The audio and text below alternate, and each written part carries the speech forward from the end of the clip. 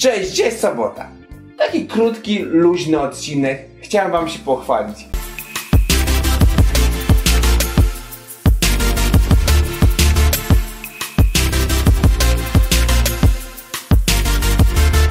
Zainstalowałem Linuxa na telefonie.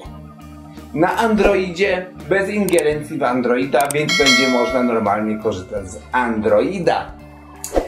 Pewnie ciekawicie, jak ja to zrobiłem. Ściągnąłem dwie aplikacje, wykonałem wszystkie kroki po kolei.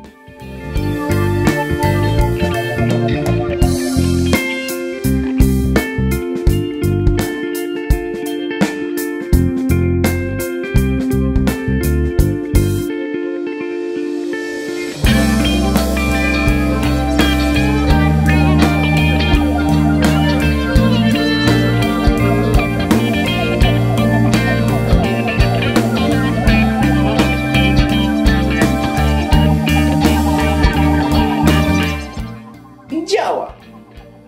W opisie będziecie mieli link do instrukcji, jak to samemu zrobić, żebyście mogli sobie przeczytać, sami rozkminić. Bo na razie nie planuję takiego poradnika, bo docelowo chcę na tym telefonie to zainstalować, zobaczę, co na tym można ciekawego zrobić, do czego to może mi się przydać i wtedy zrobię taki konkretny poradnik. Jak to krok po kroku zrobić, jaką wersję wybrać, co jak. Bo teraz zainstalowałem tą, co była w poradniku, krok po kroku, sprawdzić sam sposób, jak to działa.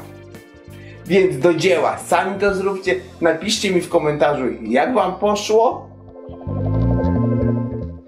Łapka, subskrypcja, myślę, już o tym nie muszę wspominać. Na razie, cześć, pa!